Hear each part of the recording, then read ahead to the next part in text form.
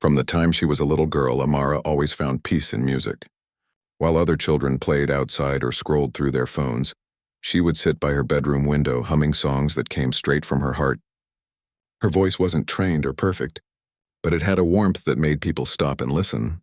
Her father used to say, "When you sing, it feels like the whole world slows down for a second." And even though life wasn't easy for their family, that one sentence stayed with her. It was the reason she kept singing no matter how small her audience was. She grew up in a small town where dreams like hers often faded away under the weight of everyday life. People there believed that only lucky people made it big, that stars were born, not made. But Amara didn't want to believe that. She wanted to prove that effort, passion, and heart could build something beautiful. Every morning before school, she would sit in front of the mirror and practice her song softly so she wouldn't wake her mother. She learned to record her voice on an old phone she borrowed from her cousin. She would listen back to every recording, smile at her progress, then start again. When she sang at local school events, people would whisper, "That girl's got something special." But small towns have small stages. No matter how many times she sang, she felt like the walls were closing in, like there was more waiting for her beyond the dusty roads and the quiet evenings. At 17, she started talking about moving to the city. Everyone told her it was a bad idea. "Do you know how many people go there and never come back?" one teacher said. Her aunt warned her, "You'll just waste your time. Dreams like that belong on TV, not in real life." But the more people doubted her, the stronger her desire grew. She would look at videos of singers performing under bright lights, and she could almost feel herself there, standing in front of a crowd, the music flowing through her veins like fire.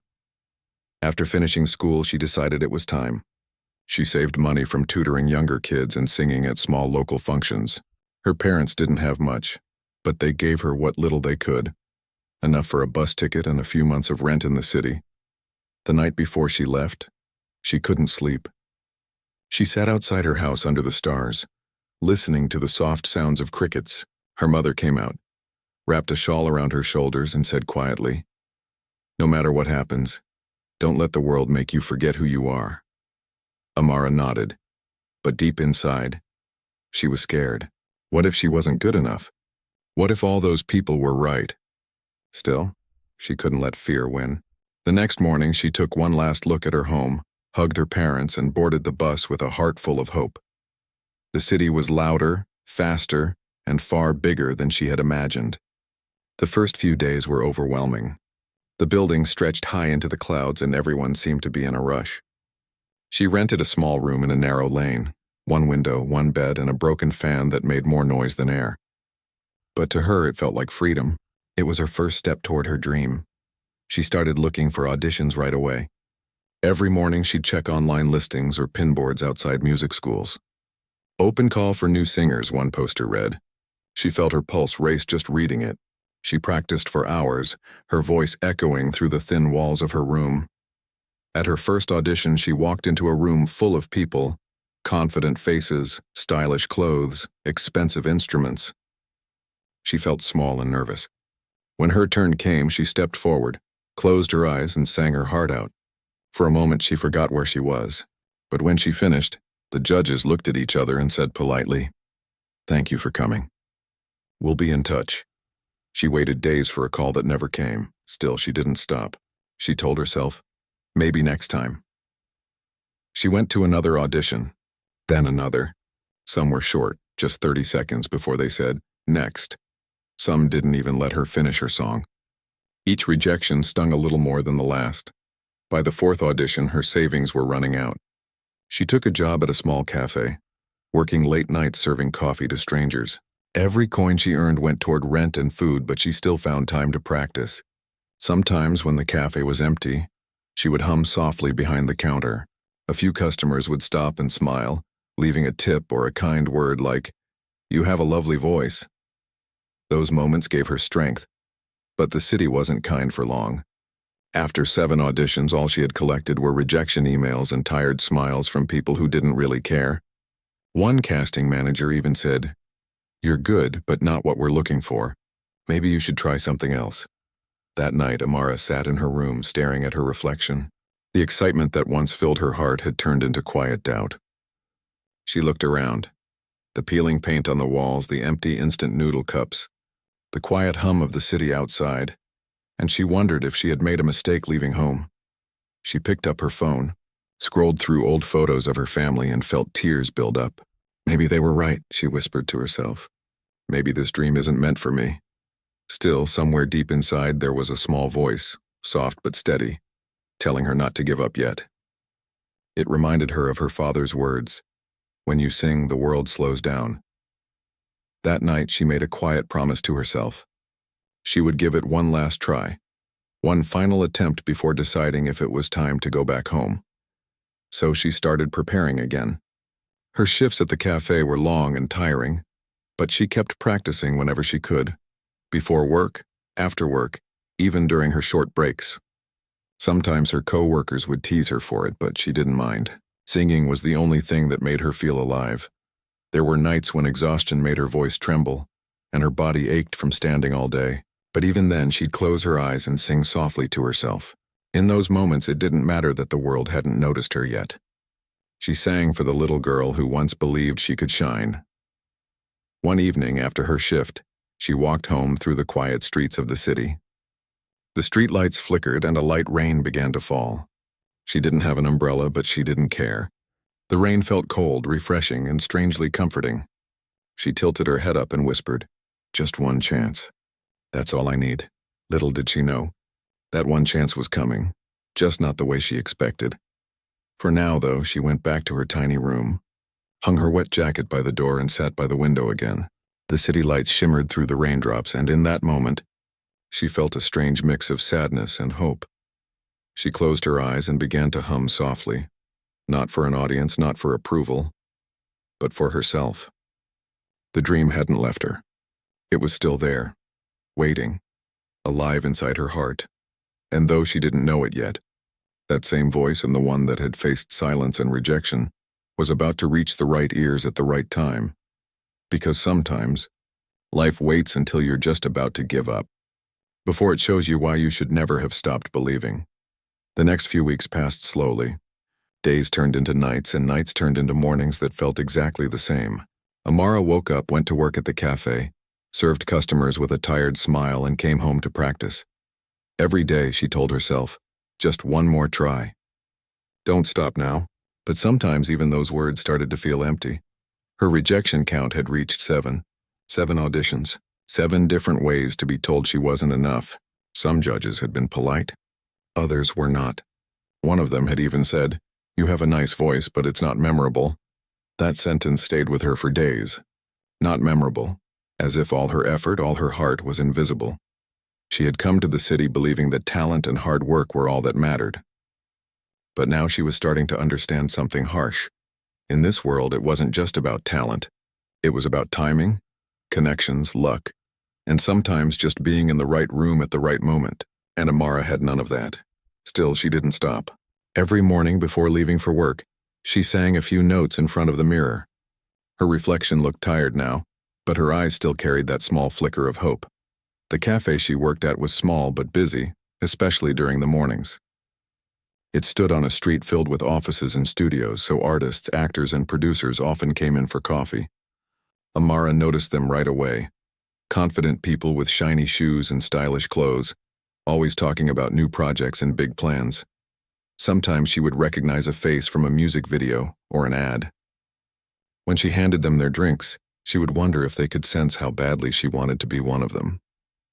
But she never said it out loud. She just smiled and said, "Have a good day." One afternoon, while wiping tables, she overheard 2 customers talking. "They're holding open auditions again next month," one said. "Yeah, but they'll probably pick someone they already know," the other replied. Amara froze for a second. That was exactly how she felt. Like the door to the industry was already locked and she didn't have the key. Her manager at the cafe, an older woman named Lena, noticed the sadness on her face that day. "You okay?" she asked while restocking the counter. Amara forced a smile. "Yeah, just tired." Lena looked at her for a moment and said softly, "You remind me of myself when I was your age. I used to dream big too. Don't let tiredness turn into giving up." That simple advice hit her deeper than she expected. It reminded her of her mother's voice, of home, of the promise she made to herself, to keep going until she had no more strength left to give. So she kept going. A few weeks later, a music producer came into the cafe. He was a regular customer, always busy on his phone, always talking loudly about shows and contracts. One day when the cafe was nearly empty, he heard Amara humming while cleaning tables. He turned and said, "You've got a sweet voice. Do you sing?" She felt her heart jump. "Yes, I do. Nice. Ever performed anywhere?" he asked, sipping his coffee. "A few small places. Nothing big," she replied. He nodded, uninterested, and said, "Well, keep practicing. Who knows, maybe someday you'll get your break." And then he left. That short conversation lasted less than a minute, but it stuck with her all day. She replayed his tone, his words, his face, wondering if she had said something wrong or if he had meant it as encouragement. That night she came home, opened her notebook, and started writing lyrics. She didn't know why, but she needed to put her emotions somewhere. The words flowed like tears, about hope, failure, and the stubborn belief that tomorrow could still surprise you. Weeks turned into months. The city was getting colder, and her hope was slowly thinning like her wallet. Rent was due soon. She had stopped buying coffee for herself and started skipping meals just to save money. One night she returned home late, soaked from the rain. She placed her bag down, looked around her small room, and suddenly felt the weight of everything hit her all at once. She sat on the floor, hugging her knees, trying not to cry, but she couldn't stop herself. All the noise of the city faded. In that moment, she felt truly alone. Her phone buzzed. It was her mother. "Hi, sweetheart," her mother said, her voice soft and loving. "How are you?" Amara hesitated. "I'm okay, Ma, just busy." "Are you eating well?" "Yes." There was silence on the line. Her mother could always sense when something was wrong. "You can come home, you know," she said gently. "There's no shame in trying and resting for a while." Amara's throat tightened. "I can't come home yet," she whispered. "Not like this." After hanging up, she sat quietly for a long time. Her tears had dried, but her heart still ached. Yet deep inside, something shifted. Maybe it was pride, maybe it was courage, but she decided that if she was going to fail, she'd fail standing, not sitting down. The very next day, as if the universe had been waiting for her to make that decision, something unexpected happened. While cleaning tables, she overheard a group of musicians talking in the cafe. They were discussing a charity event being held the following weekend. "Our performer just canceled last minute," one of them said. "We need someone to fill in." Without thinking too much, Amara walked over. Her voice trembled a little, but she said, "Excuse me, I can sing if you need someone." The group turned to her, surprised. One of them asked, "Have you performed before?" "Yes, a few times. Small events," she said honestly. They looked at each other for a moment, then one of them shrugged and said, "Why not? It's just a small event anyway. We'll send you the details." Amara thanked them and tried to act calm, but her heart was racing. As soon as she got home that night, she pulled out her notebook and started preparing. She didn't have fancy clothes or professional equipment or even a backup band, but she had her voice, her story, and her heart. She practiced until midnight, over and over, perfecting every note. The thought of another rejection scared her, but she decided that this time she wasn't singing to impress anyone. She was singing for herself, for every sleepless night, every no, every time she'd doubted her worth. The night before the event, she barely slept. Her nerves kept her awake. What if she forgot the lyrics? What if nobody clapped? What if she embarrassed herself in front of everyone? But then she remembered something her father used to say. "You don't sing because people listen. You sing because it makes your soul lighter." So she took a deep breath, closed her eyes, and said quietly, "Tomorrow I'll sing for me." The next day, the event hall was small, nothing like the big stages she had dreamed of. There were plastic chairs, flickering lights, and a tiny microphone stand that looked older than she was. But she didn't care. When her turn came, she walked on stage, heart pounding so loudly it almost drowned out the music. For a second, she thought about all the times she had been told no. And then, she took the mic and started to sing. Her voice began softly, trembling with nerves, but as the song went on, something inside her changed. The fear faded, replaced by raw emotion. Every word came straight from her soul. By the time she finished, the room was silent, the kind of silence that feels like magic. And then suddenly the audience began to clap. Slow at first, then louder. A few people even stood up. Amara stood there, breathing hard, eyes wet, not sure if she was dreaming. She had no idea that among the crowd was someone who had once rejected her. And this time, he saw something he hadn't seen before. But that was the start of something she could never have imagined. That night, after the performance, Amara walked home under the city lights with her heart still racing. She couldn't stop smiling. For the first time in months, she felt alive. The applause from that small hall still echoed in her ears like a soft melody that wouldn't fade. When she reached her little room, she sat by the window and whispered to herself, "Maybe this is it. Maybe things will finally change." The next morning, she woke up to sunlight streaming through her curtain. She opened her phone, hoping for a message, an email, anything. But there was nothing. No call, no invitation, no new opportunity. Just silence. Days passed, then weeks. Life went back to its usual rhythm: work at the cafe, late-night practices, and long walks home. The thrill from the performance had faded into a memory she replayed in her mind whenever things got too hard. She tried to stay hopeful, but deep inside, the uncertainty began to weigh heavier. Every day felt like a test of patience, a test she wasn't sure she was passing. One evening after her shift, she stayed back at the cafe to help clean. Her manager, Lena, noticed she looked exhausted. "You've been quieter lately," Lena said softly. "What's on your mind?" Amara wiped her hands on a towel and sighed. "I thought things would change after that performance. People clapped. They said I was good, but nothing happened." Lena gave a small, understanding smile. "Sometimes the world takes longer to notice what's real." "Don't lose heart," Amara smiled weakly. But she didn't feel convinced. When she got home that night, she looked around her tiny room. The same cracked wall, the same flickering light bulb, the same pile of unpaid bills. She sat on the edge of her bed and felt a lump rise in her throat. She had been in the city for almost 2 years now. 2 years of trying, failing, hoping, and waiting. Her friends from back home had moved on. College, jobs, marriages. And she was still here, barely surviving on cafe tips and leftover sandwiches. She picked up her old microphone, the one she used to sing into when she first arrived.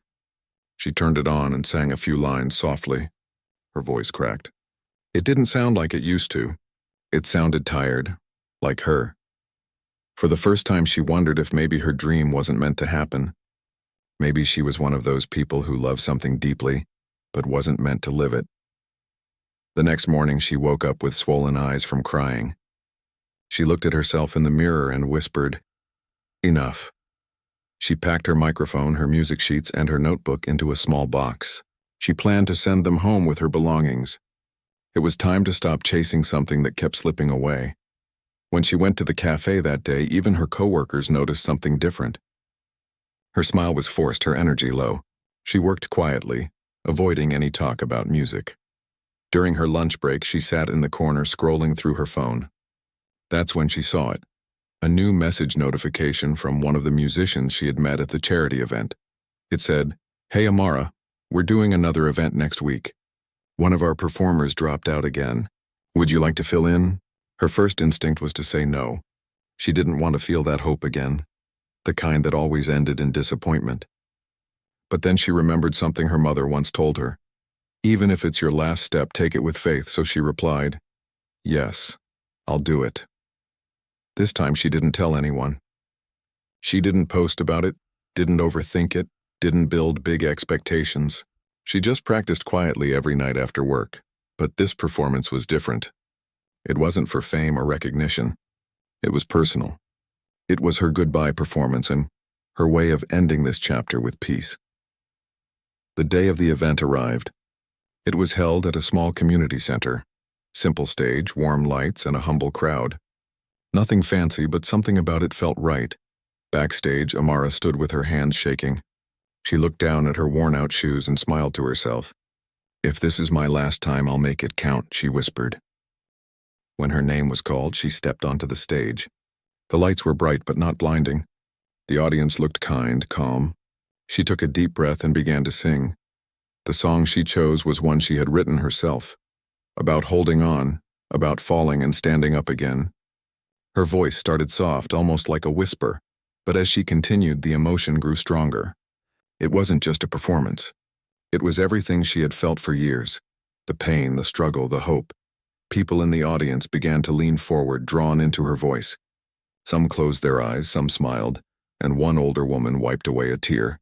Amara didn't notice any of it. She was lost in her own world, a world made of music and memories. When the song ended, the room went silent for a moment. Then the applause came. Not loud, but deep. The kind that comes from people who were truly moved. She smiled faintly, bowed, and walked off the stage. It wasn't the kind of applause that promised fame, but it was honest, and that was enough. Later that evening, as she was about to leave, a man approached her. He looked familiar, but she couldn't place him. He smiled and said, "You probably don't remember me. I was one of the judges at an audition you came to last year." Amara froze. Of course she remembered. That was one of her worst auditions, the one where she was told she was too emotional. The man continued, "I want to apologize. I think I was wrong back then. You sang from a place most people can't even reach. You have something real, something raw. Have you ever thought about recording your own music?" Amara blinked, not sure what to say. She nodded slowly. I've written a few songs, but I don't have the equipment." He handed her his business card. "Call me tomorrow. I have a small studio. Let's record something simple and see where it goes." She took the card with trembling hands. "Thank you," she whispered. When she walked out into the night, the cool air hit her face, and for the first time in months she let out a real laugh. The same city that had made her cry so many times had just handed her a new beginning. That night she sat by her window again, the same spot where she'd once sat feeling hopeless. But this time she looked out at the lights with gratitude. She realized something important. Sometimes dreams don't die when we think they do. They just wait quietly until we're ready to live them fully. She picked up her phone, looked at the business card again, and smiled. "One more try," she whispered. "Just one more." The next morning she called the number. The man, whose name was Eli, answered right away. "I was hoping you'd call," he said warmly. "Can you come by the studio tomorrow afternoon?" Her hands were shaking as she said yes. She didn't know what would happen next, but for the first time in a long time, she wasn't scared. She wasn't singing to prove herself anymore. She was singing because it was who she was, and that small change and that shift from wanting success to simply wanting to express would soon open doors she never imagined possible. Because when your heart is true, the world eventually finds its way to you. The next day, Amara woke up earlier than usual. She couldn't sleep much the night before.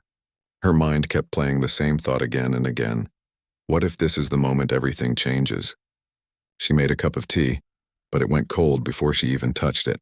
She kept checking her phone to make sure she had the right address for the studio. Her stomach fluttered with a mix of fear and excitement. When the afternoon came, she got dressed in her simplest outfit, a plain blue shirt and her favorite old jeans. She tied her hair back neatly and took a deep breath in front of the mirror. "Just be yourself," she whispered. "That's enough." Then she grabbed her small bag and stepped out into the city. Eli's studio was tucked between two tall buildings on a quiet street. From the outside, it didn't look like much. A faded sign, a glass door, and a few posters of local musicians. But as soon as she stepped inside, she felt a wave of warmth. The place smelled faintly of coffee and old wood, and the walls were covered with photos of artists smiling beside microphones. Eli greeted her with a big smile. "I'm so glad you came," he said. "Let's make something real today." He led her into a small recording room, just a microphone, a stool, and a glass window separating her from the soundboard. It wasn't fancy, but it felt honest. "So," Eli said, adjusting the sound levels, "what do you want to record?" Amara hesitated. Then she reached into her bag and pulled out her notebook. "There's a song I wrote a while ago," she said softly. "It's about not giving up." "Perfect," he said. "Let's hear it." She took a deep breath, opened her notebook, and began to sing. At first, her voice trembled. The mic felt intimidating, the silence too loud. But as the words left her lips, something shifted. The fear melted away, replaced by a deep calm. Every line of the song carried her pain, her struggles, her hope. The lyrics told a story, about falling 7 times and standing up 8, about chasing light through darkness, about believing that even broken wings could fly again. When she finished, there was silence on the other side of the glass. For a moment she thought she'd messed up. Then Eli pressed the intercom button and said quietly, "That was beautiful." She smiled shyly. "Should I try again?" He shook his head. "No, don't touch it. It's perfect the way it is." They spent the next few hours mixing the song. Eli added a soft piano in the background, a gentle rhythm that made her voice shine. He asked her questions about the lyrics, about where the song came from. "It came from everything," she said simply. "Every no, every lonely night, every time I thought of quitting." He nodded. "You can hear that. You can feel it. People don't just want perfect voices. They want to feel something real." When the song was done, he offered to upload it to a few local music pages and streaming sites. "Let's see how people respond," he said. Amara didn't expect much. She thanked him, shook his hand, and went home feeling light. She didn't think about fame or success. She just felt proud that she'd finally shared her truth with the world. That night, she fell asleep listening to her own song on repeat. The sound of her voice made her smile. It wasn't perfect, but it was hers. The next morning, she woke up to the sound of her phone buzzing. She rubbed her eyes and checked the screen. There were dozens of notifications. At first, she thought it was a mistake. But then she opened one message, then another. People were commenting on her song. Hundreds of them. "This song made me cry. I don't know who she is, but her voice feels like healing. This needs to be on every playlist." Within hours, her song had been shared across social media. Someone had uploaded a clip from the recording session, and it was spreading fast. People from all over were tagging her, calling her voice real, raw, soulful. Her hands shook as she scrolled. Tears filled her eyes. For the first time in her life, people saw her. Not as another struggling singer, not as another name on a list, but as someone who had touched their hearts. Eli called later that afternoon. "Amara," he said, his voice buzzing with excitement, "you won't believe this. Your song's blowing up. I've already got 3 small radio stations asking about you." She couldn't even find words. She laughed and cried at the same time. "Is this really happening?" she asked. "It is," he said, "and it's just the beginning." That evening, Eli invited her back to the studio to do a short live session. He wanted to record a stripped-down version of the song, just her and the piano. When she arrived, the room felt different. There was a small camera, a couple of lights, and a quiet hum of excitement in the air. "Ready?" Eli asked. She nodded. Her heart was pounding, but this time it wasn't fear. It was joy. She sat by the microphone again, closed her eyes, and began to sing. The piano notes filled the air, gentle and pure. Her voice followed soft at first, then growing stronger with each line. This performance wasn't rehearsed. It wasn't polished. But it was real. Every word carried emotion. Every pause had meaning. By the end of the song, she could feel the weight of the moment, the kind that comes once in a lifetime. Eli uploaded that live performance that same night. Within hours, it exploded online. Millions of views, thousands of comments, people sharing her story with captions like, "Never give up on your dreams," and "Proof that real talent finds its way." The following week felt like a dream. Music blogs began writing about her. Local news stations wanted interviews. She was invited to perform at small shows and charity events, the same kind she used to beg to be part of. Even the cafe where she had worked for so long played her song on the speakers. Her coworkers cheered when she walked in to collect her last paycheck. Lena hugged her tightly and said, "I told you. The world just needed time to notice." Amara laughed and cried at the same time. "Thank you," she whispered. But what moved her most wasn't the fame. It was the messages from strangers. People wrote to her from different countries, telling her how her song gave them strength, how it helped them through hard days. One message said, "I was about to give up on my dream, but your song reminded me why I started." Reading that, Amara broke down in tears. She realized that her journey, all the rejection, all the struggle, had been leading her to this moment. Her pain had become someone else's hope. A month later, Eli called her with more news.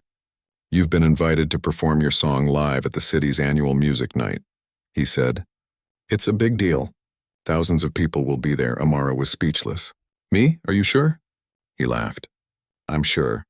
You earned it." The night of the event came faster than she expected.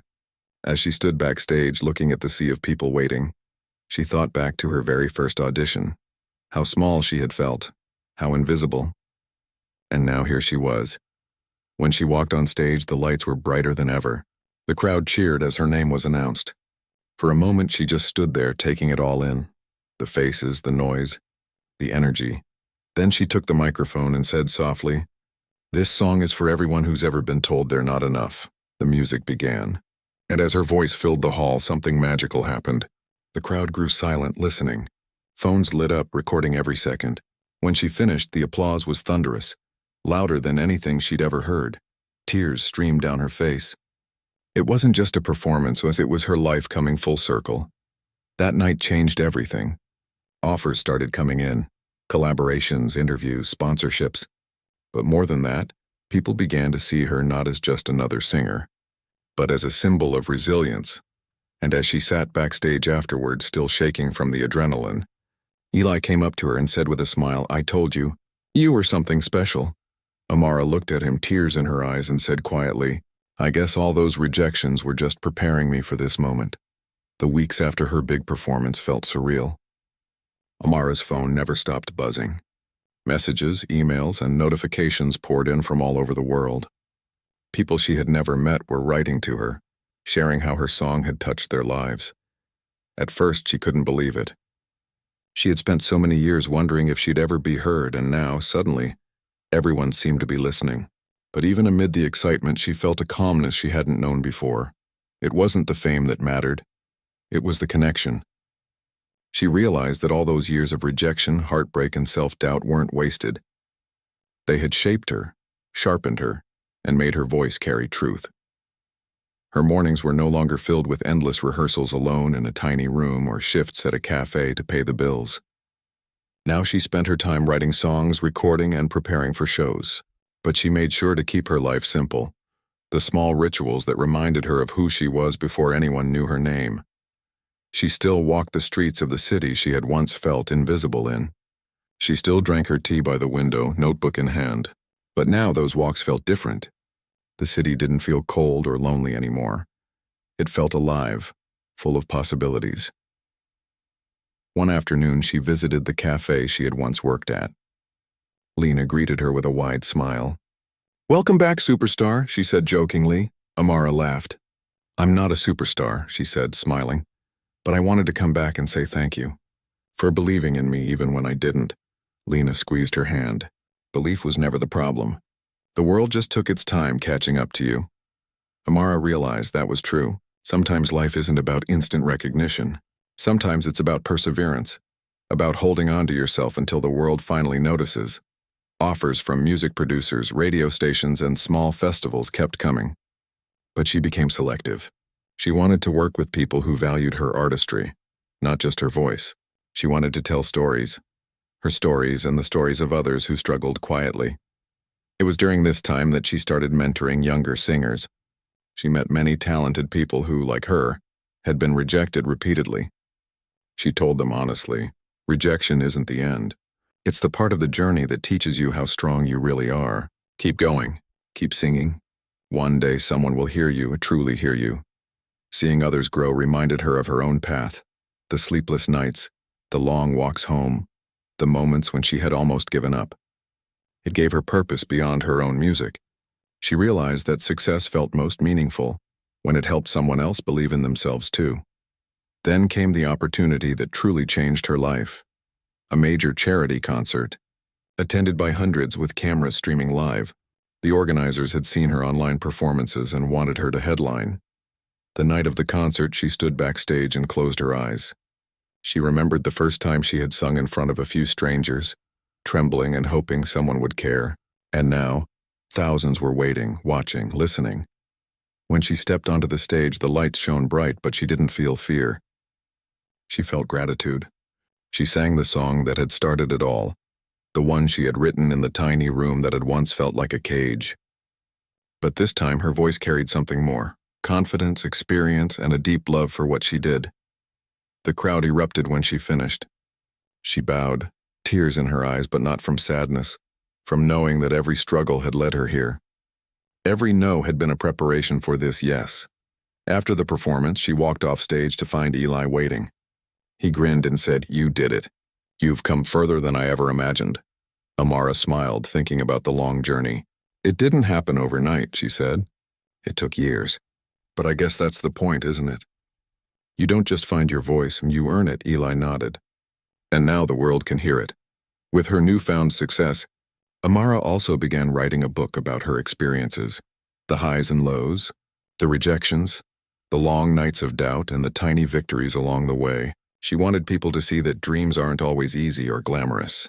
They require patience, resilience, and a willingness to keep moving forward, even when the world seems silent. She received messages from fans who told her the book had changed their lives. Parents wrote saying their children had been inspired to follow their own dreams. Young singers wrote about finally picking up their instruments after years of hesitation. Every message reminded her that her story was bigger than herself.